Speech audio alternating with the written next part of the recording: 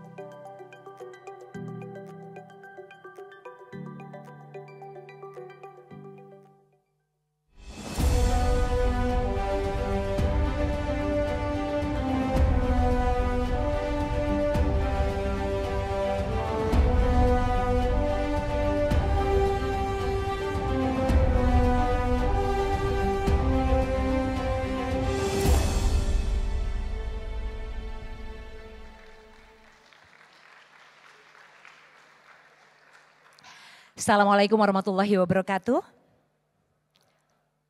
Om Swastiastu, Namo Buddhaya, salam kebajikan, salam sejahtera, dan salam sehat untuk kita semua. Saya Ivi Batuta mengucapkan selamat datang untuk teman-teman semua dan mohon kita beri tepuk tangan atau sambutan yang meriah untuk acara yang sangat luar biasa Wealth Wisdom 2022 Mindfully Recover presented by Permata Bank. Wah, ini adalah kelas yang ditunggu-tunggu ya. Jadi berbangga sekali kiranya saya Ivi Batuta bisa memimpin kelas Leading with Style ini yang dipersembahkan secara khusus untuk Anda dari Permata Bank Priority disponsori oleh Sinar Maslen. Ini rame banget kelas ini ya, banyak sekali orang-orangnya. Sebetulnya banyak di antara Anda yang kesini cuma mau ngecek, Bapak Ganjar rambutnya hitam atau putih. Sebetulnya saya tuh agak bingung kan, terakhir tuh kita lihat hitam, kok udah putih lagi berarti itu Photoshop ya Pak? Oke baik. Tapi hari ini memang sangat luar biasa, leading with style, bahwa kita sama-sama mengetahui ada sosok-sosok karismatik di tingkat daerah yang kita kagumi ya. Kemudian selalu kita punya rasa penasaran terhadap gaya kepemimpinan dan bagaimana sosok-sosok tersebut kemudian punya hal-hal yang bisa membuat orang lain itu begitu jatuh cinta. Dan apapun yang dikatakannya itu membuat kita terkesima. Ini nggak gampang tentu saja ya Bapak Ibu hadirin sekalian.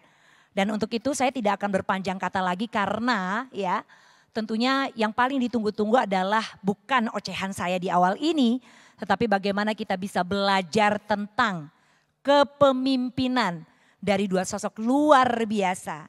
Yang satu adalah Gubernur Jawa Tengah dan yang satu lagi adalah Wakil Gubernur Jawa Timur yang kita tahu keduanya pastinya memiliki gaya leadership yang berbeda. Kita akan banyak belajar dari Bapak Ganjar Pranowo, kami mohon kehadirannya di atas panggung. Kita beri tepuk tangan hadirin Gubernur Jawa Tengah.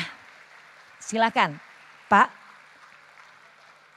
Dan saya juga mengundang langsung untuk dapat hadir di atas panggung Mas Emil Dardak, Wakil Gubernur Jawa Timur. Mohon kiranya dapat hadir.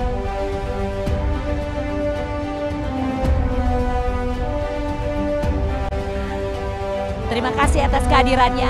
Hanya MC yang bisa mengatakan jangan duduk dulu ya. Di sini saya berasa bahwa walaupun saya tentunya hanyalah remahan rengginang ya. Butiran deterjen sekali kucek hilang. Tapi di sini saya meminta kepada kedua bapak yang saya hormati untuk tetap berdiri karena berikut ini saya akan memohon dengan hormat untuk dapat hadir di atas panggung. Tentunya jajaran direksi dan juga manajemen dari Permata Bank untuk dapat hadir di atas panggung. Mohon kiranya untuk dapat hadir di atas panggung ini untuk berfoto bersama Bapak Dayan Sadikin, Director of Human Resources Permata Bank. Ibu Din Cahayani, Ibu Din Cahayani, Director of Legal and Compliance Permata Bank. Terima kasih Ibu. Bapak Edi Sayoga, Head of Network Permata Bank. Dan Ibu Elina Wijaya Kusuma, Division Head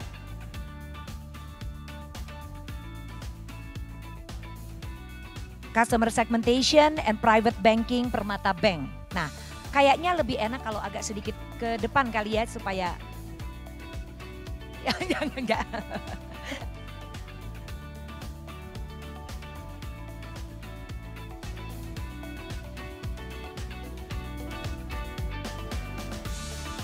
Sebentar.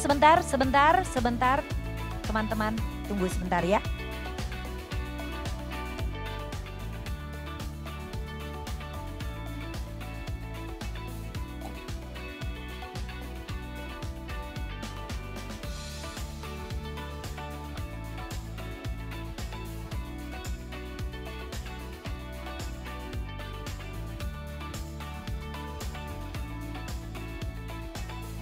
Terima kasih jajaran direksi dan juga manajemen dari Permata Bank.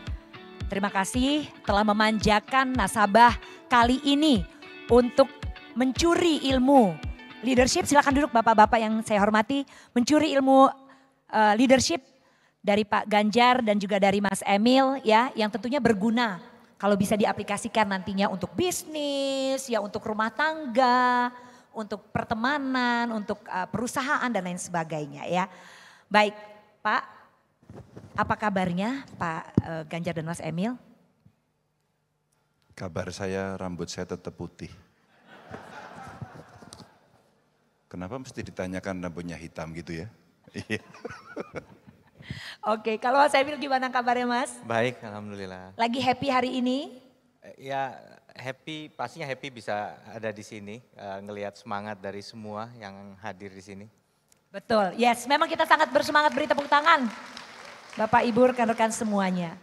Saya mau tanya dulu sama Pak Ganjar. Pak Ganjar, ini banyak yang muda-muda di belakang ya. Ini kalau saya nyontek dari pertanyaan saya di sini sebetulnya akan langsung ke mengenai kepemimpinan. Tapi Bolehkah saya agak sedikit pergi dari sini sedikit saja karena banyak yang muda. Jadi yang pengen kita tanyakan ini nih, mungkin saya mewakili mereka yang muda-muda ini, Gen Z, milenial ya.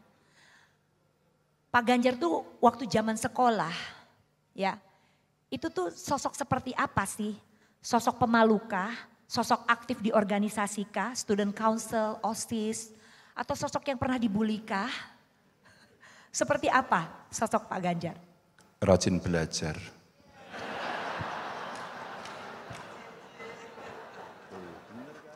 Rajin belajar. Iya, iya. Pernah merasakan bully Pak? Pernah. Pernah dibully? Pernah. Lalu bagaimana waktu itu? Mungkin ada cerita sedikit. Cuek aja kan bully belum populer waktu itu. Iya, nerimo. Ya. Apa karena orang Jawa nerimo? Ya. Karena orang Jawa nerimo. Iya. Oke, lalu ke Mas Emil. Mas Emil gimana? Sosok seperti apa seorang Mas Emil? Waduh, susah menilai diri sendiri ya. Dari sekolah sampai sekarang kayaknya nggak berubah sih ya, begini-gini aja gitu. Maksudnya nggak pernah ada perubahan. Tergolong yang biasa-biasa aja. Artinya tidak terlalu populer kayak zaman dulu kan, misalnya kayak Backstreet Boys rambutnya belah tengah gitu. Nah kita tergolong yang nggak ikut-ikutan gitu kira-kira. Jadi nggak terlalu ikut tren tapi nggak kuper-kuper banget lah gitu. Tapi mungkin teman-teman Anda ya Pak ya jadi terkesima sekarang nih. Wah ini Emil yang mungkin saja ya saya nggak tahu. Kita lihat kayaknya dulu biasa-biasa aja, wah sekarang kok hebat banget. Nah begitu juga dengan teman-temannya Pak Ganjar.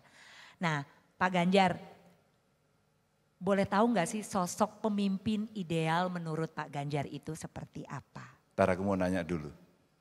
Ketika tadi ditanya Pak Ganjar dulu waktu muda seperti apa sih waktu pelajar, rajin belajar. Pertanyaan saya, percaya nggak Mbak? Saya nggak berani membantah itu loh Pak. Makasih. Karena kalau dari rambut putihnya sih rajin belajar. Ya, rajin belajar, baik budi, tidak sombong, jagoan, lagi pula pintar. Kira-kira. Pasti tahu filmnya kan waktu itu. Banyak sosok ya yang saya kagumi. Tentu kalau mainstreamnya ada di YouTube saya, ada di wawancara channel orang. Tapi ini salah satu yang saya kagumi nih. Beliau ini. Mas Emil ini saya kagumi. Saya tidak kenal dengan Mas Emil, saya lebih kenal dengan bapaknya. Tapi tiba-tiba muncul anak muda yang tidak lahir di situ. Lahir di mana sih Mas? Jakarta ya? Jakarta. Tidak lahir di situ, tiba-tiba lari di kampung. Di Trenggalek. Aku kenapa sekarang ngomongin Emil ya? Tapi maksud saya banyak sosok anak muda yang bisa jadi inspirasi untuk menjadi pemimpin. Kebetulan beliau aja saya contohkan. Yang saya kagum waktu itu kok ada yang menang ya. Orang dari tempat yang tidak berada dari situ terus kemudian datang ke sana ikut pilkada dan menang. Sekolahnya tinggi, S3, pinter gitu kan. Terus kemudian di Trenggalek. Trenggalek. Dan kemudian bisa memimpin. Saya nemu yang semacam ini banyak di Indonesia. Dan kalau kita ngomong sosok seperti apa sih? Satu, komunikatif. Itu penting kalau mau menjadi pemimpin. Dua, mendengarkan. Tiga, berani tegas. Karena risiko tegas itu ternyata banyak sekali. Orang kalau tidak mau menjadi risk taker nggak bisa. Dan tentu punya cita-citanya dan ada visinya. Kalau enggak, dia pasti tanpa arah. Ini yang kalau kita bicara pemimpin seperti apa. Dan hari ini ujian hampir semua pemimpin sama. Kebetulan hari ini saya dan Mas Emil umpama diberikan kepercayaan amanah ya memimpin daerahnya masing-masing di level provinsi. Ini situasi yang tidak mudah.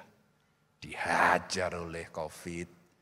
Sekarang dihajar oleh kondisi ekonomi dan bagaimana how to survive itu mesti kita lakukan dan seni ternyata Mbak. Pada saat itu seni, maka kepemimpinan itu perlu talenta juga. Kalau dia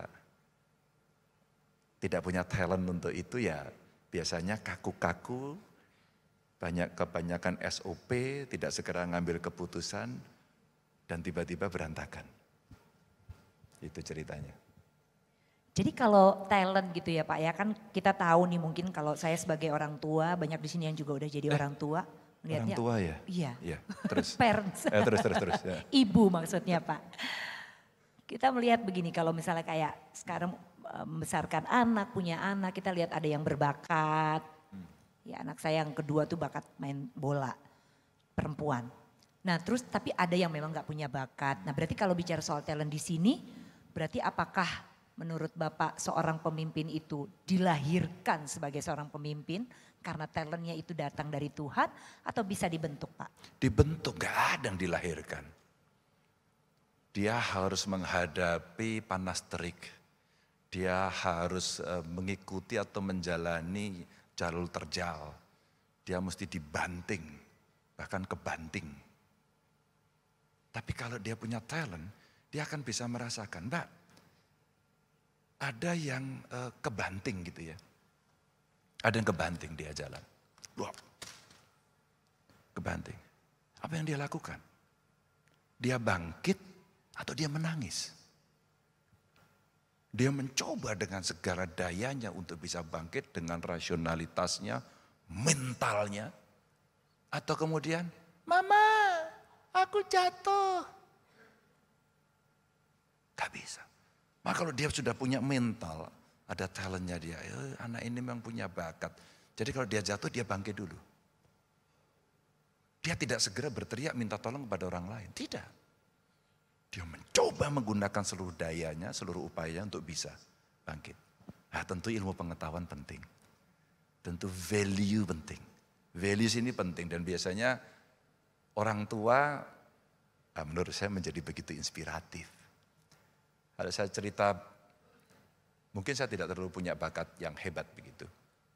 Prestasi juga tidak banyak, jadi gubernur juga tidak sukses.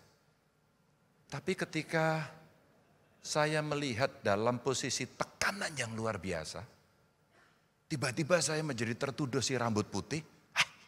Gimana? Oh ya rambut putih banyak ya Mas. Mas Emil aja sekarang masih muda udah berkerut tuh. Tuh ya ada kerutnya. Kan bukan saya. Oh itu malah nggak ada rambutnya tuh. Lebih berat ya. Oh ya Pak ya maaf Pak.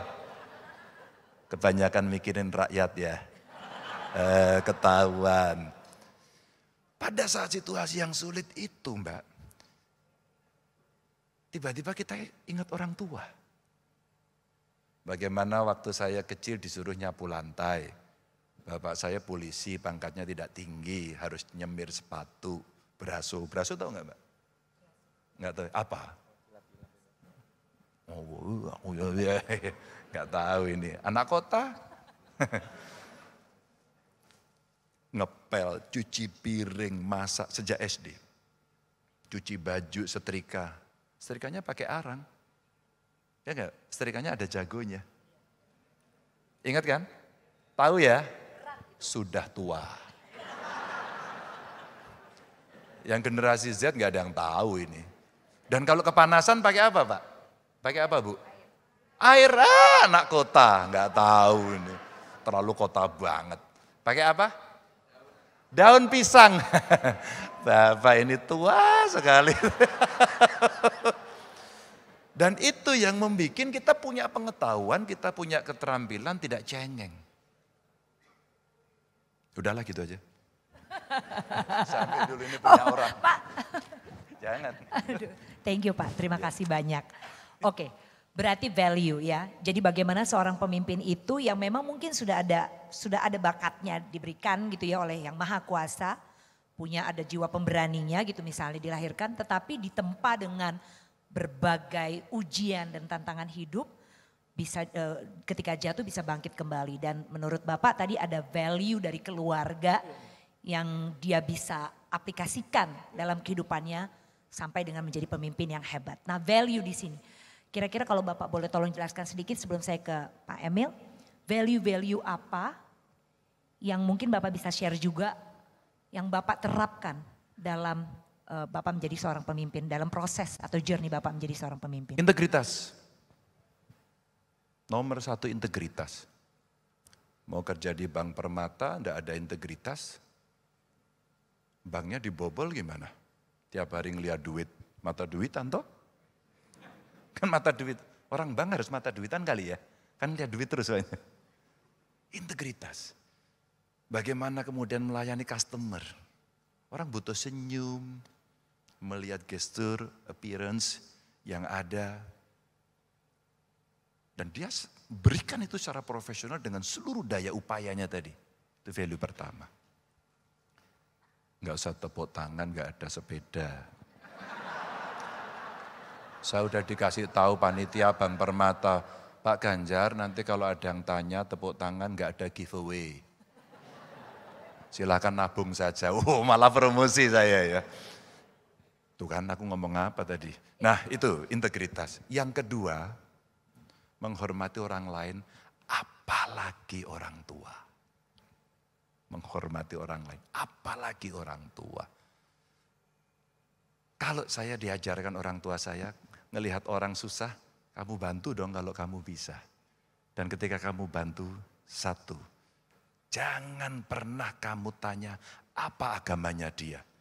Jangan pernah kamu tanya apa sukunya dia. Jangan kamu tanya apa rasnya dia. Yang kamu lihat adalah nilai kemanusiaan. Pancasilanya itu yang adil dan beradab. Itu yang ada. Aku udah bilang jangan tepuk tangan. Nah, itu yang kemudian diajarkan. Yang ketiga, tentu saja diajarkan kemandirian. Sehingga kalau dalam situasi sulit, ya segala bekal yang diberikan oleh orang tua itu, kamu akan bisa menyelesaikan dengan kemandirianmu. Mu itu sampai pada sikap, maka diterjemahkan. Ketika asumsi semua orang menilai saya, Mas Emil ini tiap hari, dibully sering ya Mas ya? Apalagi di medsos gitu ya. Ketika kemudian orang menilai semua di antara kita jelek, minimal kamu bisa berbuat untuk yang terbaik meskipun sendirian. Ketika lingkunganmu semuanya buruk, beranilah untuk sendirian berbuat baik. Maka dengan itu, ini akan bisa kita tularkan sebagai satu value untuk yang lain. Kira-kira gitu aja. Wow, thank you Pak. Ini pengen saya tanyakan juga sebetulnya, ingin saya tanyakan juga ke Mas Emil. Yang pertama sebetulnya yang kita juga ingin ketahui, siapa sosok, Anda sudah menjadi seorang pemimpin sekarang, tapi mungkin ada sosok pemimpin lainnya yang dulu Anda suka banget. Kalau saya sebagai seorang presenter, misalnya saya suka Oprah Winfrey. Ya gitu. Kalau Anda sebagai seorang pemimpin lainnya yang Anda idolakan itu siapa Mas Emil? Ya udah bisa ditebak sih ya.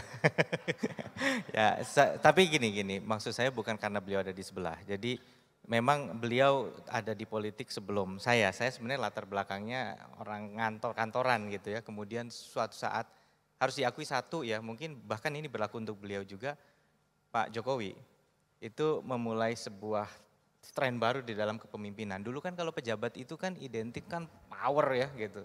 Terus tiba-tiba muncul Pak Jokowi yang sangat humble, sederhana gitu, merubah mindset tentang leadership gitu. Dan kemudian habis itu muncul pemimpin-pemimpin termasuk Pak Ganjar di Jawa Tengah yang kemudian membuat saya dan teman-teman anak-anak muda yang selama ini mikir politik itu kan kotor, politik itu sadis, politik itu tusuk-tusukan gitu ya. Akhirnya nggak mikir seperti itu lagi gitu. Kita mikir bahwa oh ternyata ada ruang di politik untuk seseorang yang modelnya seperti Pak Jokowi, Pak Ganjar yang memang dianggap not typical politician. Saya nggak mengatakan bahwa yang sebelum itu nggak ada yang bagus, bukan. Tapi saya lagi ngomong runutannya. Nah kemudian saat itu publik terbuka lah terhadap wajah baru. Nah saya termasuk yang dapat kesempatan itu. Biasanya yang mau jadi kepala daerah itu satu biasanya memang sudah lama di politik, dua birokrat yang sudah mau pensiun gitu ya. Nah atau tiga pengusaha yang kaya raya terus tahap berikutnya untuk dihormati masyarakat ya dia jadi kepala daerah. Saya pegawai yang baru dipromosikan, kemudian saya harus mengundurkan diri untuk ikut pilkada yang belum tentu menang. Tapi ya sekali lagi inspirasi yang muncul dari sosok-sosok ini membuat saya yakin bahwa Indonesia, dan satu lagi yang paling penting, kebanyakan orang kalau sekolah tinggi dia merasa hidupnya, karirnya hanya bisa di Jakarta. This is the place ya untuk successful. Tapi kita ingin membuktikan yang lain, bahwa ada tempat di daerah-daerah di Indonesia untuk anak-anak terbaik bangsa. Inilah yang membuat kami tergerak untuk kembali ke daerah dan membangun dari daerah.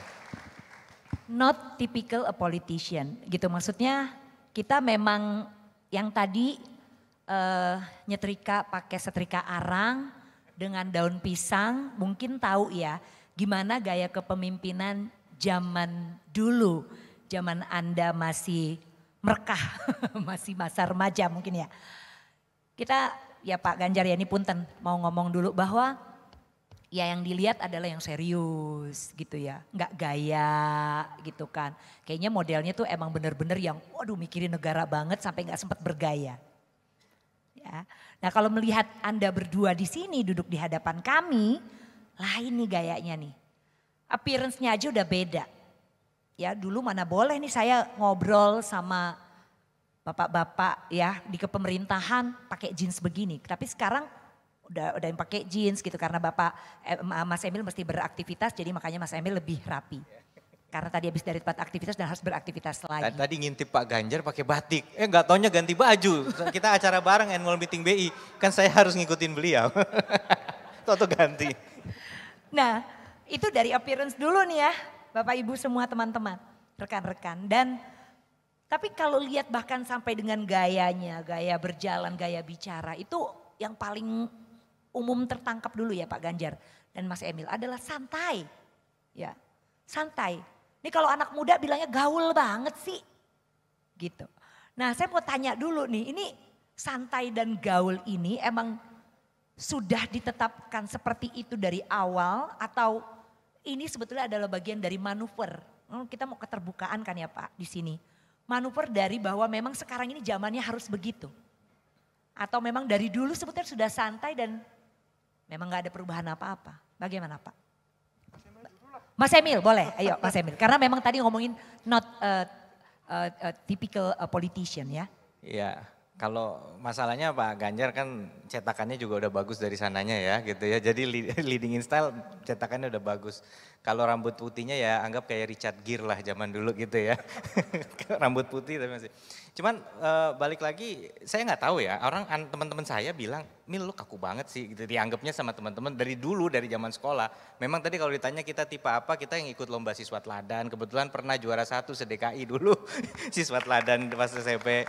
Jadi anak-anak kutu buku gitu loh. Cuman dibilang nggak gaul juga yang enggak juga gitu. Karena ya kita juga teman-teman suka gitaran ya kita main gitar juga, kita juga ngeband. Tapi balik lagi apakah hari ini ada perubahan yang membuat kita harus seperti itu? Bisa jadi yaitu tadi perubahan yang muncul. Salah satu yang memang pemimpin rock and roll yang pertama saya tahu ya memang Pak Ganjar. Termasuk waktu itu kan saya lihat kampanyenya tuh kan ora korupsi, orang ngapusi gitu kan. Mboten apa ora waktu itu ya? Ora, mboten korupsi, mboten ngapusi gitu. Jadi dan penampilan beliau keren banget pakai kaos hitam kayak rocker gitu. Dan saya rasa itu sudah mulai, saya pernah paparan soal ini di Jepang waktu itu tahun 2016. Saya bicara di forum ASEAN waktu itu di kampus di Jepang. Saya pakai contohnya beliau, bagaimana pemimpin di Indonesia sekarang dituntut untuk lebih dekat ke rakyat. Nah disinilah makanya saya jawab aja di sini Pak Ganjar. Banyak yang mengkritik beliau pencitraan, pemimpin medsos. Tapi di satu sisi pemimpin itu punya tugas menggerakkan birokrasi dan memimpin rakyat. Nah bagaimana cara memimpin rakyat kalau tidak ada pola komunikasi? Nah sebenarnya inilah yang saya lihat dijalankan dengan baik oleh beliau gitu. Saya kurang setuju kalau dianggap bahwa apa yang dilakukan itu for the sake of sekedar mempopulerkan diri. Tetapi bagaimana itu bisa membuat masyarakat mau ikut bergerak bersama. Kalau nggak di konteks seperti itu, di touch seperti itu kan sulit gitu. Itulah yang, itu menurut hemat saya. Jadi gaya yang sekarang terjadi ini bukan semata-mata dibuat-buat. Ini memang bagaimana ruang publik memungkinkan kita untuk menjadi diri sendiri. Kalau Pak Ganjar bagaimana Pak Ganjar? Menarik sekali nih Pak. Jadi bisa jadi memang juga ya ruang publik itu juga mempengaruhi ya gaya kepemimpinan. Silakan. style of leadership itu berkembang, ilmu komunikasi berkembang, dan alat ini lumayan nyebelin. Bener enggak? Udah per 3 bulan keluar, tambah mahal, ya enggak? Enggak beli, dibilangin kuno gitu, beli kreditnya mahal, Permata ada ya kredit ini. Tapi tahu enggak, setelah penemuan api, revolusi dunia itu berubah karena ditemukan roda. Karena api maka semuanya dimasak. Ada energi macam-macam. Untuk membawa barang kemudian ketemulah roda. Roda mempermudah semuanya dan akhirnya sistem transportasi berjalan dengan baik, manusia enteng. Lalu yang ketiga ditemukannya bank. Maka revolusi makin kencang lagi. Dan terakhir saya lihat, ya ditemukan alat ini. Waktu alat ini dulu tidak ada kameranya, hidup kita relatif masih bahagia. Bener enggak? Begitu alat ini ada kamera, hidup kita mulai kadang-kadang bahagia, terganggu juga sering. Gitu. Karena apa? Ini perubahan yang dahsyat. Maka Mas Emil tadi sampaikan, saya mikirin begini. Kebetulan saya waktu di DPR Mbak, udah main medsos. Saya udah main medsos, kegiatan saya publish ke publik gitu ya. Dan sebenarnya teorinya bukan nggak ada. Satu teorinya adalah transparansi. Ya, terus kemudian tata kelolanya baik, governance. Terus kemudian bisa bertanggung jawab, akuntabel. Value-nya kan itu. Nah terjemahan dalam komunikasi, dalam gaya kepemimpinan kemudian muncul. Ya saya tidak pernah bermimpi sebenarnya saya apakah akan menjadi pejabat publik dari partai. Karena saya masuk partai itu waktu itu masih mahasiswa. Iya, saya masuk ke partai mahasiswa, saya masih ingat tahun 92 sudah ikut kampanye. Partainya cuma 2 Orde Baru waktu itu. Partai itu dulu cuma ada P3 sama PDI. Satu golongan, bukan partai, Golkar itu. Dan setiap lomba, kontestasi pemilu, pemenang 5 tahun ke depan itu sudah diketahui sehari setelah pencoblosan. Silakan Anda lihat, bener apa enggak? Maka mahasiswa. Saya lupa tadi, saya dulu suka demo, ngaku ya saya ya, ngaku. Saya suka demo dulu. Pada saat itu kemudian saya masuk partai. Pilihannya cuman ya ada 3 yang ikut kontestasi itu. Mau ikut Golkar, aduh itu birokrat ya, mapan. Waktu itu serem gitu kan. Mahasiswa kan gak asik kalau ikut yang menang gitu. Mau ikut P3, ini partai asik juga, ini keren ini. Tapi satu golongan, pilihannya tinggal ini. PDI waktu itu. Saya masuk PDI. Ditanyain, geblek amat masuknya kok PDI. Udah partai kalah melulu, nomor 3 terus gitu kan. Saya bilang, tantangan bro, tantangan ini, aku bilang gitu. Saya ketemu waktu itu dengan Pak Suryadi, Pak Kiangi dan seterusnya. Ya itulah awalnya. Maka pada saat itu, terus aktif, terjadi perubahan 98, 99 teman saya pada ke sana, saya belum. Baru 2004 saya masuk. Saat itulah saya merasakan teori representasi muncul, saya mewakili rakyat. Terus saya itu bertanya-tanya, rakyat yang saya wakili ini suka enggak sama saya? Lalu saya tanya Mbak Ivi, kalau kamu pengen menyampaikan kepada saya, cara apa yang kamu pilih? 1, pertemuan tertutup. 2, pertemuan terbuka lebih banyak lagi. 3, nulis surat, masuk kotak pos. Masih tahu kotak pos enggak? Agak tua juga. Terus kemudian SMS kan. Ingat gak BlackBerry waktu itu hanya sebentar usianya. Terus kemudian berkembang, medsos. Saya lah punya Facebook. Facebook kelamaan mas, sekarang Twitter yang lebih kenceng. Twitter saya ikut. Terus itu saya mainkan. Lalu saya buka teori komunikasi dan bagaimana pemimpin menjadi harus makin dekat dengan rakyat karena tuntutan demokrasi. Maka saya gunakanlah alat ini. Maka alat ini adalah alat perjumpaan saya dengan konstituen saat itu, Mbak. Baru 2 periode, baru 2 masker. Yang kedua, belum juga genep, saya diusir. Ayo kamu ke kampung aja, dasarin orang kampung gitu, Mbak. Sama nasibnya kita ke kampung ya. Beliau ke Trenggalek, saya ke Jawa Tengah. Dengan elektabilitas yang sangat rendah, karena cuma 3%. Dan dikenal hanya 7%. Saya harus melawan incumbent. Gak ada orang kenal. Apa Mbak caranya? Medsos lah. Medsos itu sekali saya nge-tweet, nulis Facebook saat itu, orang ngelihat semua. Lalu muncul IG, ya lebih kencang lagi. Agak bahagia yang orang di IG. Di Twitter itu banyak yang marah. Facebook tengah-tengahnya. IG paling bahagia, yang paling lucu TikTok. Kayak itu. Dan sorry ya Mbak ya, saya punya semuanya. Mana ya? Sebenarnya I want to reach my people gitu loh. Yang sampai ke pelosok-pelosok. Karena ternyata di kampung itu TikTok. Sampai anak kecil itu ketemu saya tuh ya, Pak Ganjar bukan. Terus saya jawab siapa? Tugiman. Sekarang saya dipanggil Tugiman. Di sini ada yang ngambil juga ini kopi Tugiman katanya. Gara-gara, maka TikTok itu gitu. Sampai ketemu orang kemudian ngomongnya gini. Ini siapa ya? Bentar. Oh Pak Ganjar, artis TikTok. Saya diomongin artis TikTok. Maka sebenarnya message saya masuk Mbak. Cara komunikasi saya yang tadi kan Mas Emil sampaikan itu masuk. Ternyata dengan ini kami bisa. Dan betul, pencitraan dan sebagainya enggak. Loh saya itu gubernur, kalau saya enggak membangun citra bagaimana? Emang Bank Permata enggak membangun citra? Dibangun dong. Iklannya mahal ya. Mbak Yaren mahal enggak? Ada pasti dibangun ngumpulin orang, membangun citra. Tapi pencitraan itu mesti diukur seberapa konsistensi itu dilakukan. Udahlah jangan panjang-panjang kayak kuliah aja nih. Udah balik-balik yuk. Ya ini karena kan ya memang ini dari banyak generasi ada nih di ruangan ini nih gitu. Ada beberapa yang masih tahu betapa pentingnya mungkin berkomunikasi dengan karyawannya mungkin ya buat para pimpinan perusahaan melalui beragam sosial media. Tapi belum melakukannya kan ada juga ya Pak ya. Jadi ya kepingin tahu juga jadi bagaimana cara pandang Bapak terhadap sosial media gitu misalnya. Nah kalau Mas Emil apakah sama seperti Pak Ganjar di sini punya semua sosial media? Ada tapi pakai yang sekali klik muncul di semua.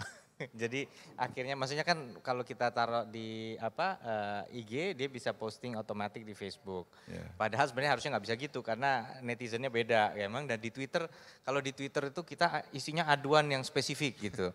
Jadi misalnya, saya nggak happy di rumah sakit, saya ini gitu. Dan ya itu mungkin satu hal yang dialami Pak Ganjar yang sama dengan kami di provinsi. Kan ada namanya kewenangan pusat, kewenangan provinsi, kewenangan kabupaten kota gitu. Ya tapi pokoknya semua orang kalau ngelihat ada yang nggak enak di Jawa Tengah lapornya kan ke gubernur.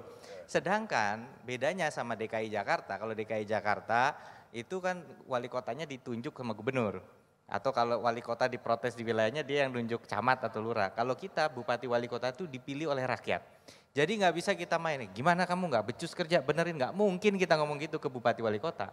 Jadi yang ada kita menggunakan cara yang persuasif, kolaboratif untuk menyampaikan kepada kepala daerah bahwa ada aduan di wilayahnya. Nah inilah yang menurut saya seni yang menarik. Saya baru akhirnya mulai di Twitter menjelaskan ide kayak contohnya ada konstituen saya di Trenggalek, daerah saya kecewa karena dipikir saya mendukung eksploitasi emas di Trenggalek.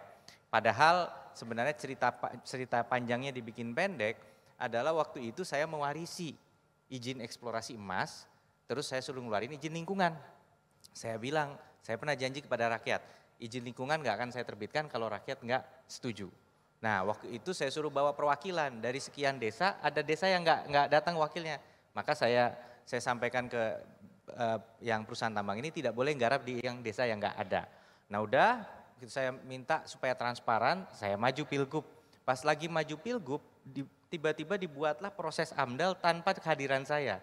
Diterbitkan dan berproses, begitu saya dilantik jadi wagub, saya langsung kontak Dinas Energi dan Lingkungan Hidup, saya bilang, saya mau tambang emas yang di Trenggalek jangan cepet-cepet diterbitkan sebelum kita buka. Loh Pak, udah terbit izinnya, mati saya kan langsung.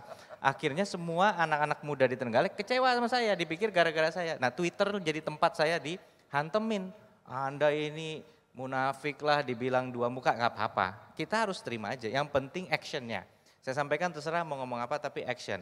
Action pertama kita sudah sampaikan ke Kementerian SDM, kita ikut menolak.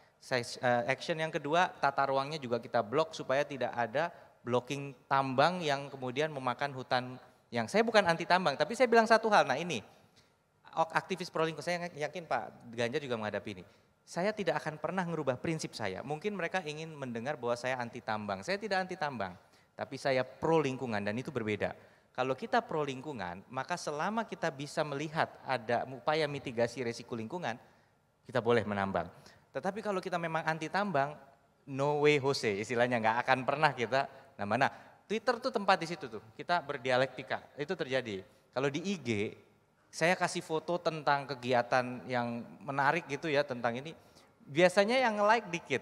Tapi begitu kita selfie, atau lagi selfie sama istri, atau kemarin nggak sengaja selfie muka kedeketan, mau nyuruh orang pakai masker, yang like bisa berapa kali lipat. Jadi IG itu tempat orang lebih senang visual yang ringan-ringan gitu. Nah kalau Facebook saya masih berusaha menyelami apa. Ya itu, jadi itu seninya kita bermedsos sekarang sebagai kepala daerah atau wakil kepala daerah. Jadi sosial media sebagai media untuk berkomunikasi dengan rakyat secara langsung gitu ya, bisa melihat juga kebutuhan ya dan keinginan mereka secara cepat. Nah tapi kemudian kalau kita lihat di Indonesia aja dengan berbagai suku dan budayanya ini kan jadi beda-beda ya gayanya, rakyatnya ya seperti apa. Kayak misalnya nih mungkin bisa saya tanyakan ke Mas Emil di sini, Jawa Timur, itu gayanya tuh lebih, kalau di Jawa nih mungkin agak sedikit lebih gahar gitu kan, kita menangkapnya begitu kan ya, ya are-are ya atau apapun itu ya, pokoknya Jawa Timur tuh secara umum tuh banyak dibilang mungkin lebih gahar. Nah bagaimana tantangan memimpin masyarakat Jawa Timur Mas Emil? Ya bervariasi, jadi Jawa Timur ini di penerimaan perguruan tinggi negerinya paling tinggi gitu ya. Tetapi juga masih banyak daerah yang juga menghadapi masalah angka putus sekolahnya tuh tinggi di jenjang SMP SMA. Saya pernah waktu dulu jadi bupati itu datang ada anak perempuan yang katanya putus sekolah. Setelah saya cek ternyata dia pengen menikah dini. Jadi banyak yang pengen menikah dini. Nah terus kita datang kita tanya kepada situ. Saya bilang kamu nanti saya kasih sekolah saya biayai. Jadi jangan nikah dulu pokoknya tetap sekolah. Enggak mau. Saya bilang kamu saya kasih jaminan kerjaan setelah lulus. Silakan boleh bikin surat pernyataan dari saya. Enggak mau juga. Ternyata memang udah ngebet mau kawin. Nah itu. Terus saya tanya, Pak kenapa di sini terjadi banyak pernikahan dini, tempatnya agak ke atas nih di desa. Gimana lagi Pak Bupati, waktu itu masih Bupati. Di sini dingin soalnya. Wah bingung kan kita solusi apa nih. Nah kita masih menghadapi masalah-masalah yang kayak begitu. Dan jadi kadang-kadang di Jawa Timur tuh kita bicara mengenai AI, Artificial Intelligence, Cloud Computing. Jadi sekarang satu semester, kita kemarin kolaborasi dengan Mas Nadiem, satu semester nggak usah kuliah, dia ngerjain cloud computing solution untuk public ini, dia didemoin dia bisa display bahwa karyanya, jadi dapat tuh 20 SKS.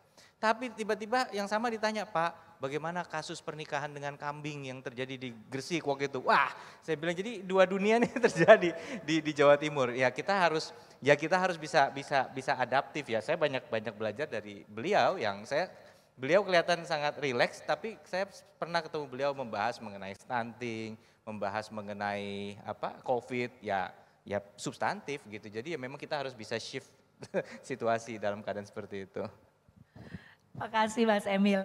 Kalau masyarakat Jawa Tengah itu piye? Gimana tuh? Jadi mempengaruhi gaya kepemimpinan Anda seperti apa untuk bisa ya itu tadi, memimpin dengan baik dan efektif? Untuk komunikasi harus jadi bunglon.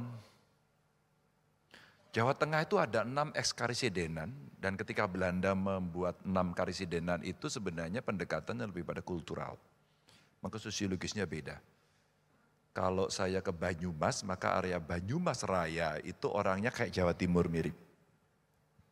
Tes gitu. Meskipun Jawa Timur yang Matraman juga agak mirip dengan model Solo ya Mas ya. Itu. Terus yang Pantura juga sama, oh jauh lebih keras. Ini Pantura ini Pati, Tegal, ke timur ya, sampai ke Rembang sana agak relatif keras. Tapi kan Solo enggak.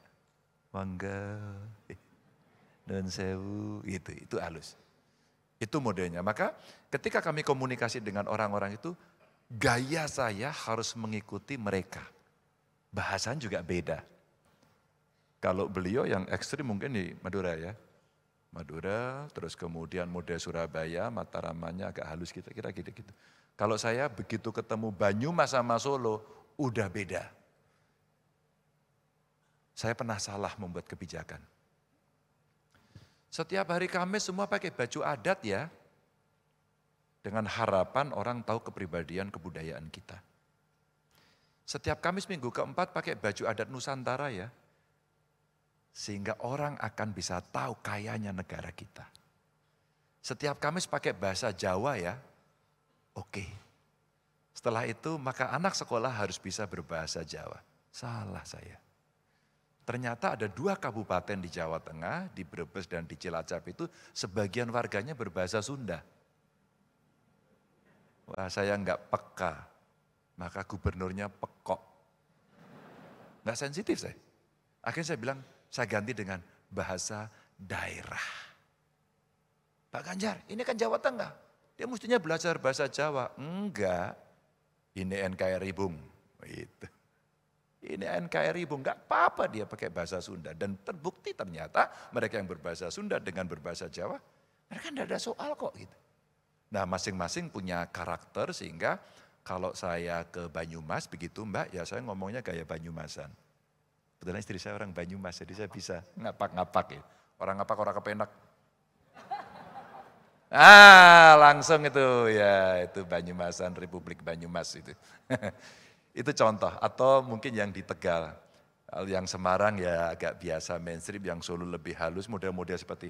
Atau yang Kedu ini gayanya agak sedikit beda karena daerah pegunungan. Jadi contoh-contoh itu Mbak, cara kami berkomunikasi harus mengikuti gaya mereka.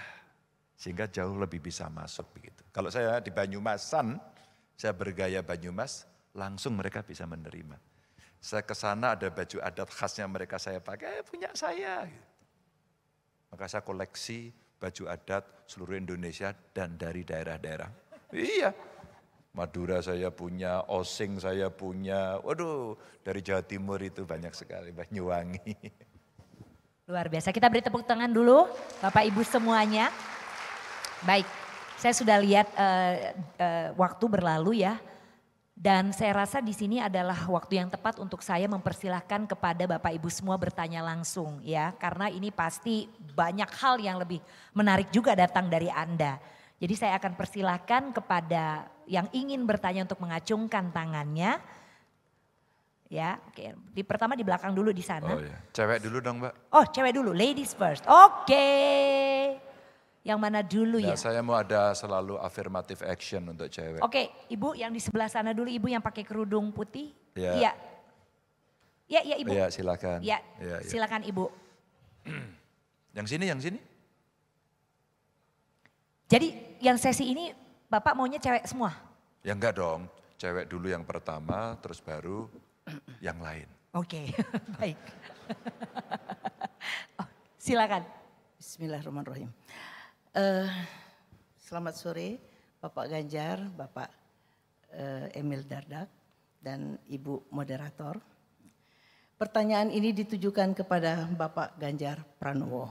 Boleh kita berkenalan dulu dengan Ibu nama? Saya Ibu Mala, Pak. Klien dari Bank Permata. Dari Banten, Ibu. Ibu Ma? No, saya dari Jakarta, Pak. Dari Sumatera Selatan, Palembang. Oke. Ibu siapa Bu?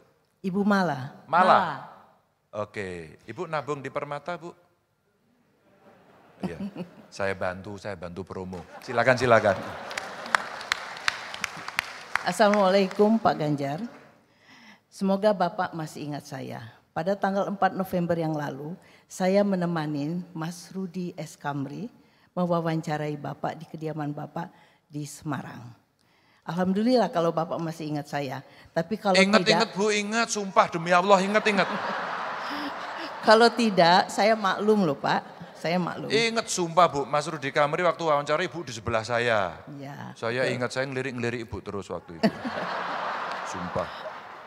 makasih Pak. Pak Ganjar, ada 2 pertanyaan ya Pak ya. Bila Bapak terpilih jadi Presiden Republik Indonesia pada tahun 2000. Ibu. Wah Ibu, saya nggak menyangka manuvernya ini Ibu sungguh luar biasa. Saya idola sekali loh dengan Bapak Ganjar. Kalau, Demikian juga teman-teman saya ibu-ibu, banyak sekali. Oke, boleh dipersingkat Boleh ya? pertanyaannya Ya. Bu? Bila Bapak terpilih sebagai Presiden 2024 nanti, Indonesia akan Bapak bawa kemana? Pertama, melanjutkan legasi dari Presiden Jokowi atau Bapak mempunyai konsep yang lain? Oke, itu pertanyaan pertama. Kedua boleh ya Bu ya? Ke Mas Emil ya? Ke Mas Emil apa ke Pak Ganjar. Pak Ganjar? Kan Ibu punya idola. pertanyaan? Emil Iya. juga idola kok, nggak khawatir. Silakan. Pak Ganjar, pada pertemuan Bapak di GBK pada tanggal 26 November yang lalu, Bapak Presiden Jokowi menyampaikan secara spesifik ciri-ciri kriteria pemimpin masa depan. Yaitu Pak, yang banyak kerut di keningnya, kemudian yang putih semua rambutnya. Nah menurut kami, setuju ya teman-teman ya, bahwa itu ditujukan kepada Pak Ganjar. Tetapi menurut pertanyaan saya, apakah Bapak sependapat dengan kami? Iya. Terima Cukup, kasih, Ibu. terima kasih. Terima kasih Pak Ganjar, Pak Emil. Ya. Terima kasih. Di sini saya hanya Assalamualaikum warahmatullahi wabarakatuh. Waalaikumsalam warahmatullahi wabarakatuh. Pak Ganjar, Pak, disinilah mengapa saya bilang jangan ibu-ibu dulu Pak tadi di awal. Kan Pak, kan bagaimana Itu ini Pak? benar ya. Iya, iya. Kacau ini. Bu, gara-gara Pak Presiden bilang itu kan Bu, beredar semua orang wajahnya berkerut dan pakai rambut putih Bu. Jadi apakah itu Ganjar? Maka saya udah bilang dari tadi, tertuduh saya. Ayo saya mau tanya di sini, yang follow IG saya angkat tangan. Ya tak? Ada kan pada saat itu rambut saya hitam? Jawabannya sudah jelas. Yang kedua, untuk menjawab yang pertama, nanti aja jawabannya. Silahkan yang di sini. Karena memang Bu itu kalau saya bisa tanya ya saya tanya, tapi kan enggak saya tanya ya Bu. Oke baik, karena memang kita pingin belajar kepemimpinan sebetulnya ya. Tapi nggak apa-apa kita lanjutkan dulu. Tadi tuh sebetulnya boleh saya yang di belakang dulu nggak Pak? Boleh. Yang di belakang tadi menunjuk pertama. Ya Anda boleh berdiri yang di belakang, betul Anda. Ya silakan. Yang tanya dapat hadiah enggak? Enggak ya? Penanya ada hadiah. Enggak tuh Pak. Oh enggak. Aku Iya. baru sekali ini ikut acara talk show disponsori Bank Besar, enggak ada giveaway untuk penanya. Tenang ini penonton. Anda itu tahu enggak bahwa saya ini memang aspiratif. Jadi perasaan Anda saya tuangkan di sini biar ini bagian dari perjuangan.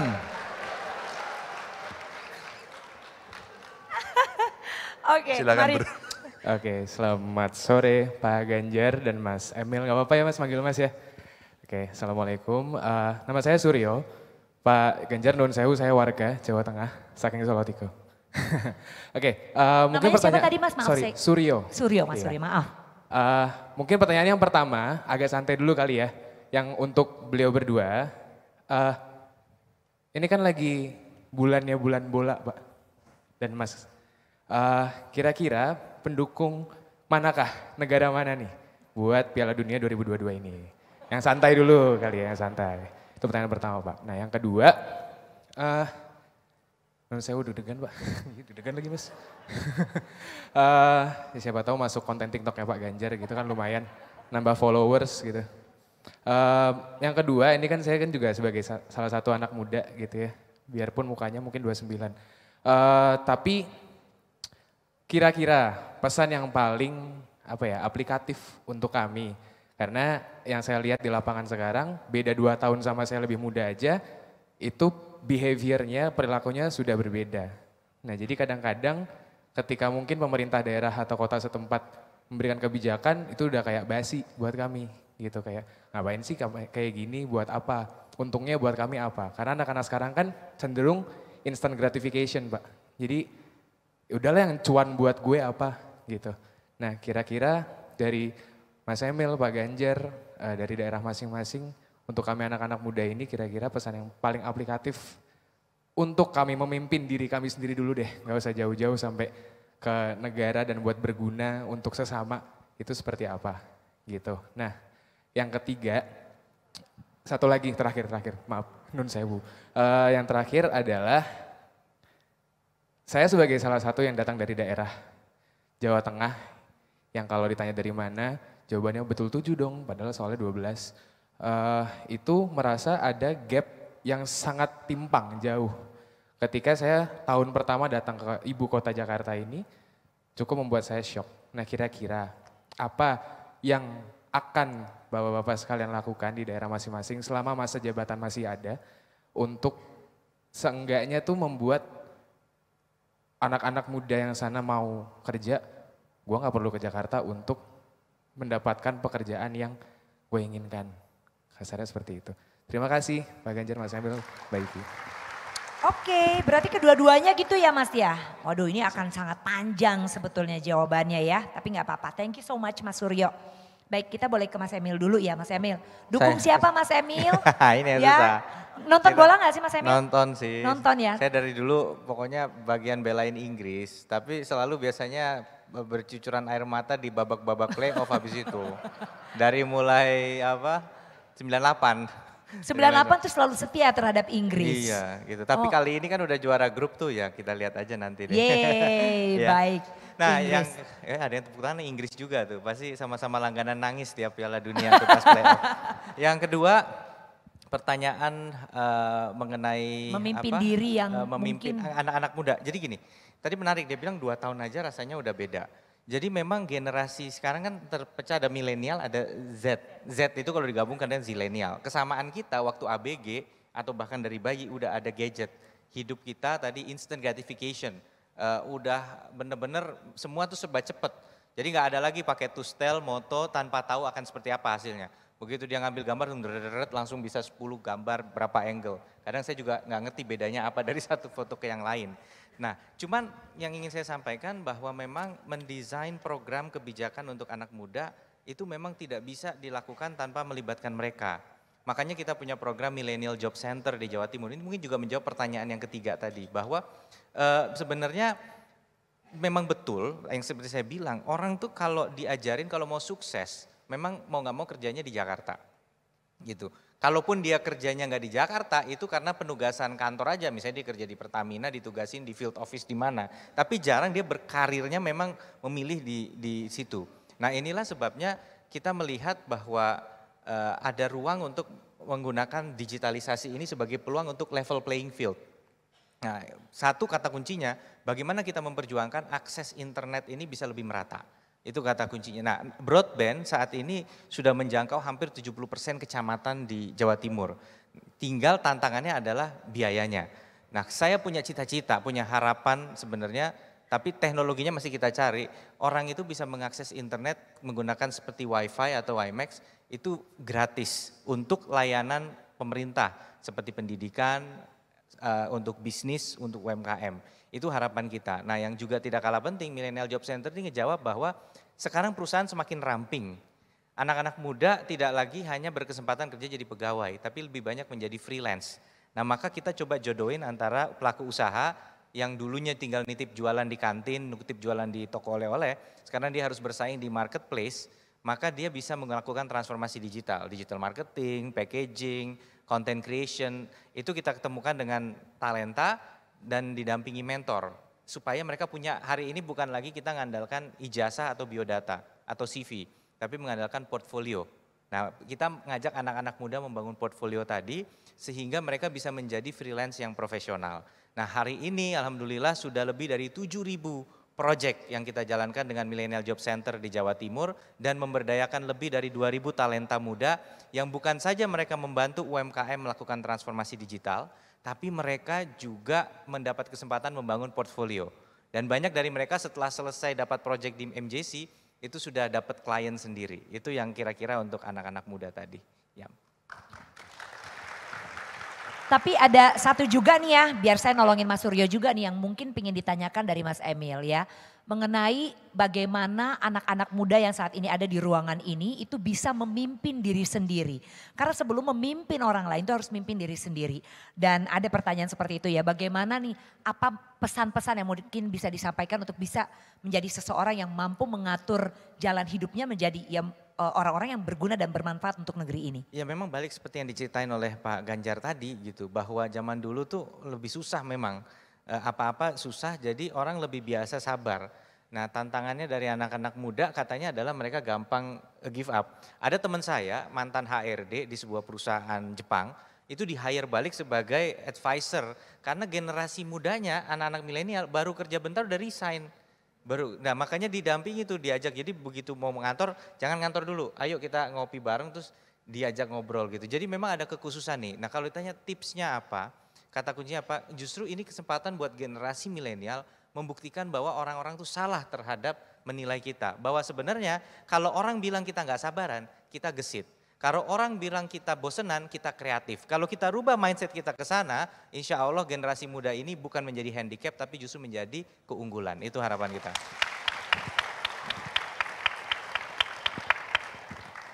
Makasih Mas Emil ya. Sebentar juga nih Mas Emil nih, saya tadi agak sedikit terdistraksi tapi luar biasa sekali. Jadi anak-anak muda ya nggak apa-apa kayak gerasak gerusuk sedikit artinya itu gesit gitu kan ya.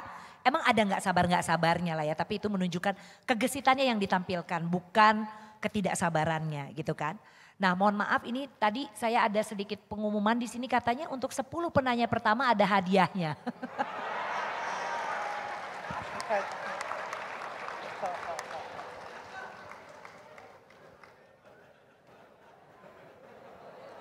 Banyak ya, 10 ya. Langsung no play 10 loh. Ya, Ibu baik. Tidak usah di-mention. Baik, selamat ya Ibu ya. Oke, dan juga Mas Suryo. Nah, berarti pertanyaan yang sama sebetulnya untuk Pak Ganjar juga nih. Ya. Terkait dengan bola dulu deh Pak. Dukung siapa bolanya nih? Ntar aku mau mention itu dulu. Kenapa saya terpilih di DPR 2 kali, di provinsi juga 2 kali. Karena saya memperjuangkan aspirasi untuk mendapat giveaway aja langsung dapat. Itu dari semua cerita leadership, dari semua cerita cara berkomunikasi, lalu saya sentil sedikit aja Bang Permata 10 dikasih. Padahal penanya cuma 2, jadi ya itu luar biasa itu. Makasih Bang Permata. Tambahi lagi. Saya pengennya Jerman sih Mas. Masih berjuang Pak. Ya nggak apa-apa, namanya kepengen gimana. Lah saya mau bilang Indonesia nggak ikut. Kan ada Jepang Pak, Asia. Hah? Jepang. Enggak. Udah nggak usah dibahas. Iya jangan. Ya saya ini orang yang loyal Bapak Ibu. Saya pendukung MU. Nggak usah tepuk tangan. Kemarin kalah terus. Meskipun kalah saya bela, itulah loyalitas. Pertanyaannya apa ya tadi? Oke, gimana ya anak muda ini? Dan bagaimana caranya? Be yourself. Udah deh, Anda punya pengetahuan, Anda punya ilmu, Anda punya mimpi yang saya katakan di awal, lakukan saja. Ke Jakarta Anda boleh. Tapi kami nggak mau Pak, kami maunya di daerah, gimana dong caranya? Ya kamu lakuin di daerah aja. Gitu aja kok repot. Ya kamu lakuin, tapi di daerah nggak ada, bukan nggak ada, kamu nggak mau. Contoh. Lalu apa yang bisa kita lakukan? Satu, saya itu waktu jadi gubernur awal-awal itu juga bingung. Wong pinter saya, enggak. Punya pengalaman, enggak. Bapak saya juga bukan kepala daerah, tapi ketua RT pangkat terakhir. Sumpah ya Pak, ketua RT seumur hidup bapak saya waktu. Bapak sudah meninggal, sampai meninggal. Ya. Hebat kan bapak saya. Digaji enggak, melayani terus menerus. Bapak saya paling hebat. Terus, apa kemudian stimulan yang bisa kita lakukan? Kolaborasi.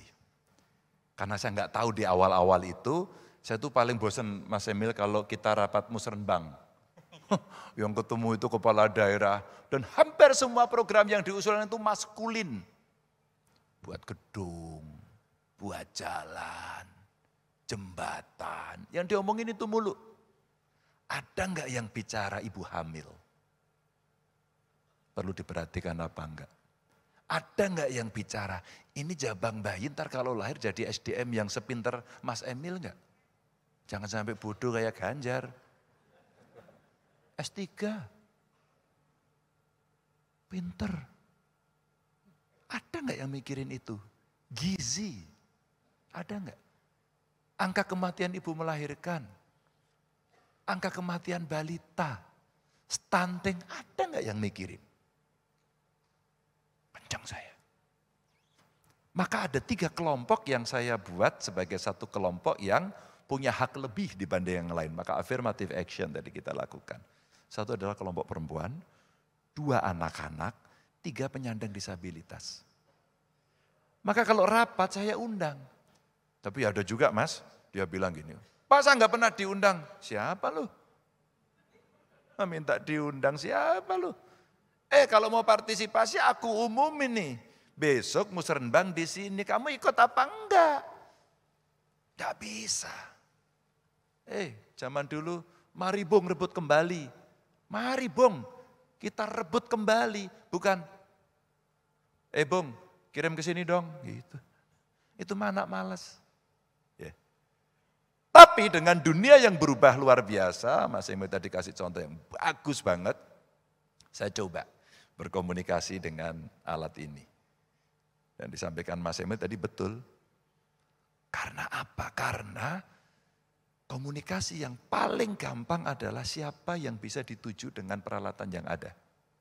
Kades punya peralatan yang ada, dia spread seluruh informasinya, dia tahu, maka dia akan dihubungi. Bupati iya, kalau enggak gubernur, ya terpaksa kami menyalurkan tadi kayak Mas Emil. Oh Mas Emil diusir nih berdasarkan tulisan. Mau diusir ya Mas? Oh enggak ya, jam 5 ya, oke aku jam 5 mau berhenti. Kedua kemudian kita fasilitasi. Saya membuat lomba startup, itu isinya anak muda semuanya. Saya umumkan, awalnya se-Jawa Tengah. Lama-lama saya diprotes, Pak masa dari luar Jawa Tengah enggak boleh-boleh. Dan kemudian kita bikin lomba tiap tahun. Dan ternyata itu anak muda semua dan kerennya minta ampun. Dan itu tidak dari ibu kota semua. Tidak dari kota besar.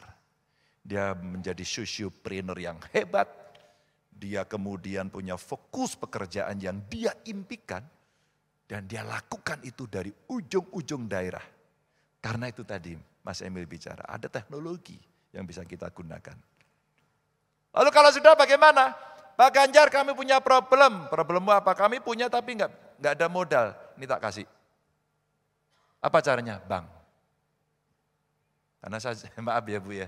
Saya pemilik bank, maaf ya, maaf loh ini saya bukan sombong ya, bukan sombong. Saya owner bank juga, Bank Jateng. Kemudian kita bikin kredit milenial yang suku bunganya sangat rendah. Terus apa? Kita dampingi, kita berikan fasilitas dan betul tadi Mas Emil sampaikan ketika dunia digital kita angkat, mereka sekarang bisa menjelajah seluruh dunia.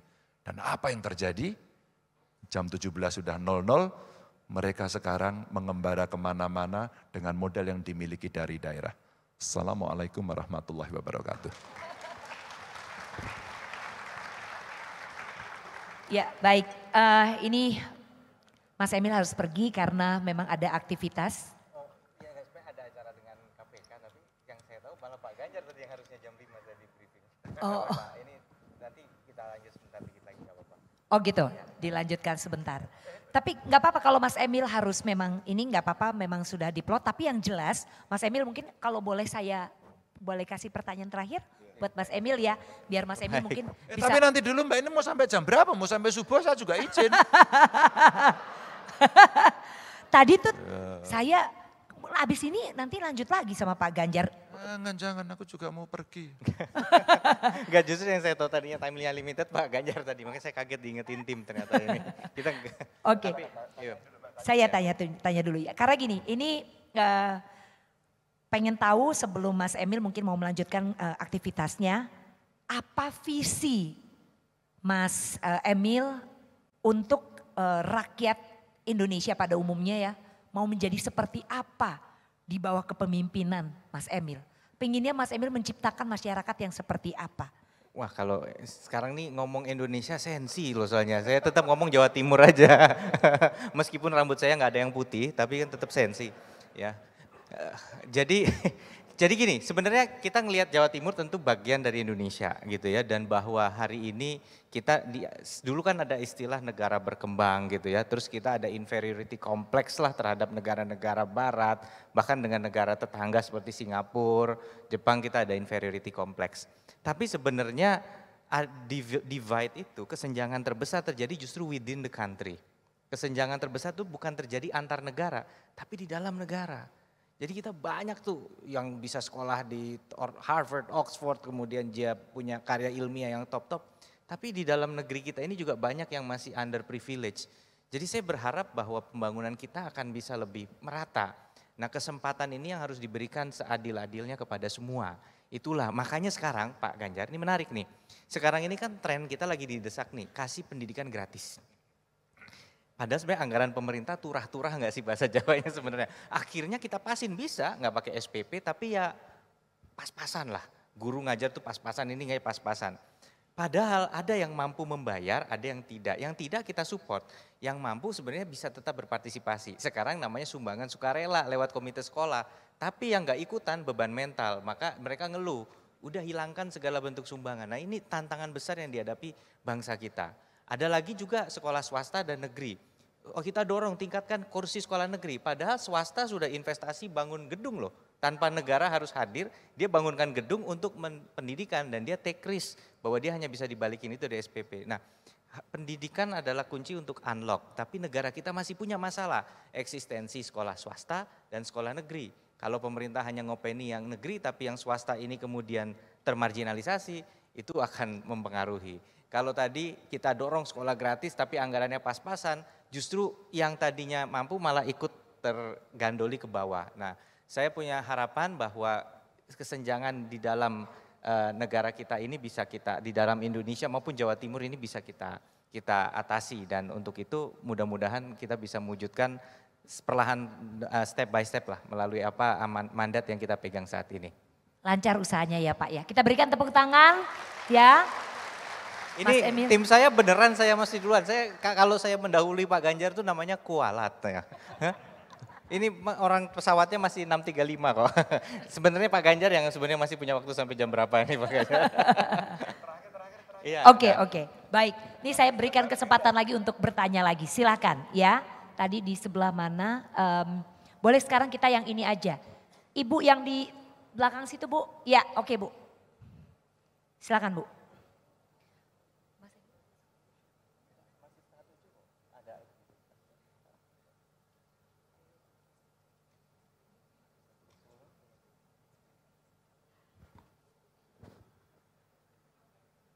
Silahkan. Silakan ke depan, yang mana tadi? Ya.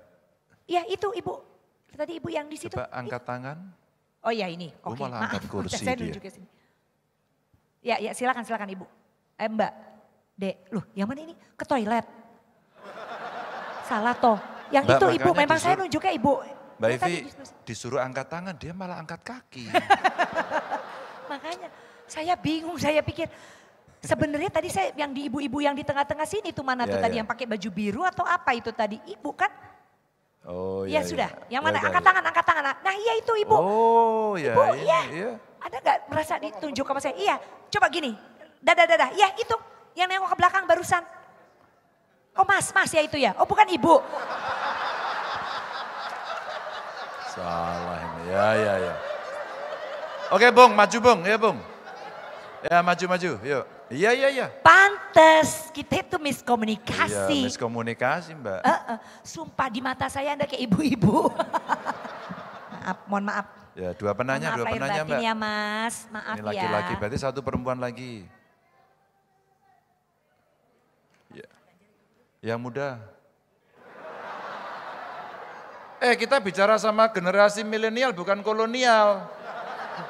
Yang mana? Yang Ya. blazer putih ya. Oh, Yo, oh yang ya. blazer putih yo. Oh ini yang Mbak Ivi. Ya, blazer putih nanti ya, habis ini ya. Blazer putih sini ya. Ya, blazer putih kamu maju, standby di situ. Silakan Ya kamu. udah tambah satu lagi nih ceweknya udah. Udah biar skornya 3-2. Yang ini yang depan. Ya itu tuh Mbak itu putih juga. Putih, oh Ngantri, maaf ngantri, Ibu udah, yang di 3. belakang. Putih juga Bu. Nah ya, Dah. kamu udah enggak ada lagi yang putih ya itu. Ya udah nggak Oke. tambah lagi loh ya. Hadiahnya udah habis. Oke, silakan kamu. Oke bro, to the point bro. Oke, saya tanya ya Pak. Boleh Perkenalkan satu. nama saya Alifian. Saya Aditya? dari Alifian Pak. Alifian, Iya. dari Jakarta. Saya izin bertanya ke Pak Ganjar. Saat ini kan negara-negara maju itu mengalami krisis energi ya, serta inflasi. Akibat ketegangan geopolitik antara Rusia dan Ukraina. Nah yang saya tanyakan itu apa saja tantangan serta strategi yang Bapak lakukan dalam berkolaborasi bersama seluruh stakeholders untuk memastikan menekan angka inflasi di provinsi yang masing-masing. Inflasi. Iya. Pinter banget ini pertanyaannya. Oke. Terus yang kedua Pak, Ya, saya ya. izin bertanya Pak. Bertanya ke siapa? Satu aja ya Mas ya, untuk mempersingkat waktu boleh? Ya udah nggak apa-apa dah. Ya udah. Mohon maaf Pak, adil dan merata, Oh, oke? udah Karena selesai. keterbatasan waktu. Oke. Udah Ya. itu aja ya Mas ya, thank you Mas. Ya. Oke, makasih Pak. Ya, oke sama-sama, terima kasih. Yuk, jadi kita bisa Makasih Mas Bambang. kumpulkan dulu, apa mau langsung dijawab Pak? Apa itu? Mau langsung dijawab, Kumpulin aja kumpulin. kumpulin. Oke Satu silakan. inflasi. Ayo Mbak Yayu. Mbak Yayu. Selamat sore Pak Ganjar Iya. sama Pak Emil. Saya izin bertanya untuk ke Pak Ganjar karena saya juga idola banget sama Bapak. Tapi namanya Ya. siapa namanya? Oh ya, perkenalkan nama saya Suyanti, domisili Jakarta, aslinya Bangka Belitung. Pertanyaan saya Pak, untuk generasi muda, Bapak tuh cara komunikasinya tuh asik banget. Itu belajarnya tuh gimana sih Pak? Terus bisa nggak diajarin kepada para anak muda agar komunikasinya asik tapi berkualitas gitu Pak. Jadi nggak cuman kayak yang maksudnya cuma asik-asik tapi lebih membangun, lebih ke arah bisnis, pengembangan diri dan maksudnya lebih untuk punya visi misi yang jelas dan mereka juga bisa meningkatkan anak muda tuh punya masa depannya itu lebih bisa membantu mensupport perkembangan negara juga. Oke. Ya, terima kasih Mbak Pak. Yanti. Mbak Yanti itu namanya? Iya Pak. Ya Mbak Yanti. Kamu lebih suka lihat pejabat ngomongnya serius? Bapak Ibu yang sangat saya hormati. Enggak Pak. Pertama-tama itu apa? Mbak Yanti gimana kabarnya? Mau tanya apa? Pilih yang mana? Yang kedua Pak. Oke sudah selesai, silakan duduk. Nah, yang ditanyakan belajarnya di mana nih? Mungkin Mas Emil juga bisa jawab ya, karena nanti ya, pokoknya gitu. Belajarnya di mana nih? Ya, Simpel ya. pertanyaannya Dah, tapi nanti. pelik buat Mas. Pokoknya dia buat udah Mas. seneng kan kayak gitu. Ya silakan. Assalamualaikum warahmatullahi wabarakatuh. Selamat sore, saya Astari. Kalau Mbak Yanti tadi fansnya Pak Ganjar, saya fansnya Mas Emil. Ya cocok. Jadi ini apa Ini itu keadilan ini betul. Adil. Saya mau bertanya nih, mungkin kalau saya baca dari biografinya Mas Emil gitu ya, kebetulan cita-cita saya sama seperti Mas Emil. Cita-cita saya bisa jadi bupati, tapi tadi menarik gitu ya cerita dari Mas Emil bahwa place untuk bekerja itu tidak hanya di Jakarta tapi di luar Jakarta. Nah, seperti yang saya baca, Mas Emil ini dari dulu itu born and raised di Jakarta ya. Kira-kira tips apa untuk masyarakat Jakarta nih seperti saya yang ingin sekali bisa berkarir di luar Jakarta. Tadi kan pertanyaannya banyaknya dari yang tetap di daerah ingin ke Jakarta. Nah kalau yang dari Jakarta ingin berkarir seperti Mas Emil ini menjadi bupati di luar Jakarta, ini tipsnya itu bagaimana, terus bagaimana juga bisa terpilih dan bisa diterima di luar Jakarta ini, kemudian bagaimana juga tuh komunikasi dengan rakyatnya, apalagi Mas Emil dari dulu born and raised di Jakarta bahkan di luar negeri. Nah itu aja dari saya, terima kasih. Wassalamualaikum warahmatullahi wabarakatuh. Waalaikumsalam warahmatullahi wabarakatuh. Ya, langsung dijawab Mas Emil, langsung pertanyaan dari yang ketiga dulu. Singkat, ya baik. Jadi sebenarnya gini, pertama kita nggak ngomong yang bupati dulu ya, tapi singkat aja bahwa sekarang banyak loh tren anak-anak yang kerja di startup, itu mereka kerjanya dari Bali, kerjanya dari Jogja, bahkan memang dipicu karena kemarin COVID, tapi akhirnya berkelanjutan gitu, bahwa bisa WFH tuh sangat memungkinkan. Jadi itu yang kita sebut level playing field, bahwa sekarang asalkan di sana ada internet itu sangat memungkinkan untuk dia bekerja secara remote. Nah ini cuman memang tantangannya adalah profesi dia nyambung nggak dengan peluang-peluang yang WFH itu yang harus kita dorong. Jadi bagaimana generasi muda kita punya skill set yang cocok untuk pekerjaan yang memungkinkan dia WFH. Tinggal di luar dari Jakarta, benefitnya cost of living jauh lebih rendah, kemudian juga ada yang bilang bahwa justru hidupnya lebih rileks gitu ya, karena ada yang lebih senang alamnya, ya namanya Bali dan Jogja ya, atau mungkin Solo tempatnya Pak Ganjar, atau kalau saya boleh offer misalnya Malang ya, atau di daerah-daerah lain. Jadi itu, tapi balik lagi ke tantangan saya tadi, born and raised in Jakarta. Ada dua hal kalau kita jadi orang Jakarta. Satu, kita ngerasa dunia hanya ada di sini. Itu betul banget, ya kayak jadi gak kenal tuh dunia di luar Jakarta. Dunia Jakarta paling mentok, paling puncak ya kan, kalau misalnya itu pun kalau nggak macet gitu kita. Jadi, tapi bener banget anak Jakarta tuh hidupnya hanya ya udah dia memang Jakarta can consume your life entirely gitu. Nah makanya sebenarnya Indonesia ini sangat kaya. Dari Sabang sampai Merauke, saya kebetulan punya exposure, almarhum ayah saya selalu mengenalkan saya, ngajak saya ke tempat-tempat beliau bekerja sebagai PNS di luar dari Jakarta. Disitulah saya sadar bahwa ada tempat lain loh, ada dunia lain di luar dari metropolis Jakarta. Nah tempaan itu yang membuat kita lebih terbuka terhadap hidup di pedesaan, kita lebih bisa nggak roaming atau nggak pada saat itu nggak jet lag pada saat ketemu dengan masyarakat pedesaan gitu. Jadi itu kayaknya tips pertama adalah mari kita justru merasa bahagia bahwa Indonesia ini besar sekali dan banyak yang bisa kita langsung kenal walaupun kita born and raised di Jakarta. Terima kasih. Aku langsung. Jadi untuk pertanyaan-pertanyaan berikutnya silakan. Mas Emil terima kasih banyak ya. Tapi Mas Emil boleh masih stay di sini? Boleh nggak apa-apa Mas? Oke baik. Saya yang resah loh. Karena Mas Emil mesti ngejar pesawat. Baik silakan. Enggak, pesawat nggak bisa dikejar. Iya kalau udah ketinggalan. Bisa naik kereta, bisa naik mobil. Survive kok.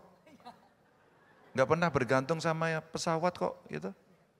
Kenapa aku malah marahin ya? Tenang aja. Tuh kan pertanyaannya lupa. Tadi inflasi ya. Kalau yang administered price saya nggak bisa. Umpama menentukan tarif angkutan tadi. Udah ditentukan, dipatok, kita nggak bisa. Tapi ada yang menarik memang. Solo itu kemarin inflasinya tertinggi, Bung. Saya cari. Sampai BI itu saya omongin. Tadi kita siang-siangnya rapat sama Pak Menteri, sama Gubernur BI, sama Pak Presiden. Kita bicara kondisi ekonomi, mendengarkan Pak Gubernur BI menyampaikan. Minggu lalu hari Senin kita rapat inflasi itu, saya kenapa ini Solo bisa inflasi? Tahu nggak teman-teman? Hampir semua event itu ada di Solo. Nggak habis-habisnya, sampai minggu depan. Sampai kawinan Kaisang nanti. Ada yang dapat undangan? Ada yang pengen datang? Nggak nyumbang kok. Oke, oh mau datang, oke. Apa yang mau saya ceritakan? Ternyata ini jadi problem. Kenapa? BI saya tanya, Pak tolong dong Pak diriset dong. Apa yang terjadi sebenarnya di Solo? Karena kalau kita melihat supply umpama yang volatile food ya, yang membuat inflasi tinggi, setelah kita cek, enggak. Ada sih beras ya di mana-mana kemarin beras sempat naik sih, tapi dikit. Tapi yang lain semua ada kok gitu. Lalu setelah kita cek tahu nggak? Terlalu banyak event. Harga soto naik, harga hotel rate-nya naik, cuma dikit-dikit. Tapi tahu nggak kalau seminggu itu tiga kali event besar, itu ternyata berpengaruh, akumulatif. Transportasi, ada yang nyuri-nyuri dikit gitu. Tadi saya sebelahan sama Gubernur Maluku, menarik. Mas Ganjar tahu nggak di samping beras kami yang bikin naik inflasi apa? Kangkung. Kangkung. Jadi ketika diukur satu persatu terjadi sebuah kenaikan, itu yang terjadi. Maka supply mesti beres. Transportasi untuk distribusi mesti beres. Saya nyontoh Jawa Timur untuk yang transportasi distribusi ini. Karena apa? Karena Jawa Timur dulu kasih bantuan ya, subsidi lah semacam itu. Dan itu bagus. Saya ikuti. Yang berikutnya lagi ketika kita tahu supply beberapa komoditas perlu dilakukan, maka kerjasama antar daerah. Cabai saya itu larinya ternyata ke Sumatera Barat. Ada yang dari Sumatera Barat? Oke, suka pedas atau enggak pedas Pak? Suka pedas, itu cabainya dari saya Pak. Cabai Jawa Tengah itu pedasnya melebihi suara-suara netizen. Kami ke sana, kekurangan kami saya ambil dari Jember, tempatnya beliau. Dan flow ini tidak bisa kemudian kita batasi. Tapi apa dampak yang luar biasa dari inflasi yang cukup tinggi yang terjadi di Solo? Dagangan laku semua, tahu enggak Bapak Ibu? Dagangan laku semua. Jadi di tengah situasi seperti ini, saya punya namanya aplikasi Si Hati, silakan di Google. Namanya Si Hati. Ini sistem informasi harga komoditi lah kira-kira gitu. Dan itu kita pakai ngecek semuanya. Mulai dari stok, naik turunnya harga, sehingga itu dipakai untuk memantau. Itulah yang kemudian kita pakai untuk mengendalikan inflasi yang ada. Kadang-kadang berhasil, tapi ketika administered price itu muncul, kita gelagapan. Kemarin tarif kereta api, pesawat terbang, transportasi bus, terus kemudian mulai dibukanya kembali kondisi daerah pasca pandemi, wah itu luar biasa. Luar biasa. Jadi harga itu betul-betul tidak terkendali. Ini yang kita lakukan. Yang berikutnya koordinasi yang setiap hari Senin itu untuk inflasi. Tapi penjelasan lebih panjang sih saya masih butuh 2 jam, nanti kita bisa ketemu berdua. Jadi Mbak Yanti sampaikan belajar dari mana? Saya sebenarnya belajar dari Bapak Ibu, saya belajar dari masyarakat. Dengan apa? Dengan cara itu. Jadi suatu ketika ada acara kayak gini juga Mbak Ivi. Isinya anak muda semua. Terus tanya kepada saya, kalau kamu melihat pemimpin yang kekinian, tolong dijawab. Kamu suka pemimpin bahasanya formal, ya, gayanya formal, atau yang non formal, yang tidak pakai protokoler, dengan bahasa enteng, pilihannya yang kedua. Kamu kalau mau melaporkan sesuatu atau komplain pada pemerintah, kamu pilih A, datang ke kantor, ke dinas, B, membuat surat memasukkan ke kotak pos, C, nulis di medsos, D, pakai WA. Ayo, A, angkat tangan. A datang ke kantor, angkat tangan. Oke, lumayan hanya 2, itu pun usianya agak lanjut. Terus kemudian B, nulis surat ke kotak pos. Enggak ada, sudah tahu kan dunia kita sudah berubah. C, nulis medsos. Oke, agak banyak. D, nulis WA. Jadi tadi pagi ada seorang mahasiswa izin protes ke saya, Mas Emil. Intinya dia mau research dan dia tidak bisa. Pak Ganjar, kenapa saya menulis surat izin untuk riset kok enggak keluar-keluar? Lapornya ke saya pakai WA, jadi betul. Terus kemudian saya jawab, online aja Bung, tinggal di-subscribe aja kok gitu. Sudah Pak, tapi lambat untuk pelayanannya. Tadi sudah tak samper ke kantor, tapi waktunya sampai 2 minggu. Jadi 2 kali kerja. Lalu anak ini membutuhkan pertolongan saya tidak kenal. Bung, suratnya mana? Ketika surat saya kirim ke dinas saya. Ternyata di kabupaten. Nah tadi Mas Emil sampaikan. Ternyata di kabupaten. Maka saya teruskan, kepala dinas saya membantu satu anak yang tidak dikenal ini, ngontak ke sana dan hari ini selesai.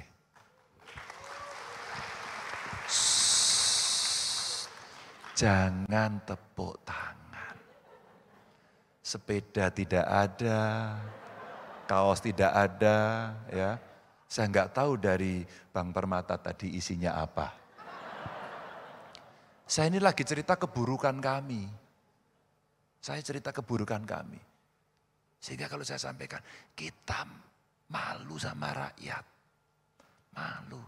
Kenapa harus gini aja Wagub turun tangan? Kenapa kami turun tangan? Kalau saya marah, gubernur kok galak, pantas ubanan, gitu. Ini kan penghinaan, sakit di sini, sakit.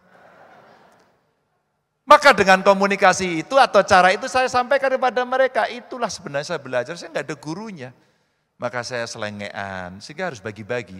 Nah problemnya Mbak Yanti, itu yang sering saya lupa. Kadang-kadang pas rapat saya selengean. Sehingga kemarin waktu kondangan itu ketemu orang, Pak Ganjar terima kasih Pak, saya selalu ngikuti Bapak, wah Bapak itu satset gitu. Cuman saya kasih masukan Pak tolong kalau pidato jangan cengengesan. Gitu. Ini rakyatnya pengen kita cengengesan, tapi ada forum yang lain. Kadang-kadang kita shifting, kadang-kadang kita menjadi semacam split personality gitu ya. Tapi harus kita lakukan demi kebahagiaan Anda semua. Terima kasih. Yang kedua, wassalamualaikum warahmatullahi wabarakatuh. Oke, ya tidak boleh diulangi lagi. Kalau begitu saya harus tutup ya. Pertanyaan dari Ibu Mala ya tadi ya, kalau nggak salah Ibu Mala. Yang bagaimana itu nanti ya, itu nanti ya Bu ya, kita bisa lihat nanti. Akan ada masanya jawaban ini akan Ibu akan menemukan jawabannya maksud saya ya. Baik, saya mengucapkan terima kasih banyak. Hadirin boleh kita bangkit berdiri, kita berikan tepuk tangan yang hangat tentunya untuk Bapak Ganjar Pranowo, untuk Mas Emil Dardak. Sangat luar biasa hari ini. Thank you so much for being here. Terima kasih. Kesehatan selalu untuk Bapak berdua dan semoga lancar dalam melaksanakan tugas dan amanat dari rakyat. Terima kasih. Silakan untuk melanjutkan kembali aktivitas. Thank you so much. Hadirin kita beri tepuk tangan sekali lagi.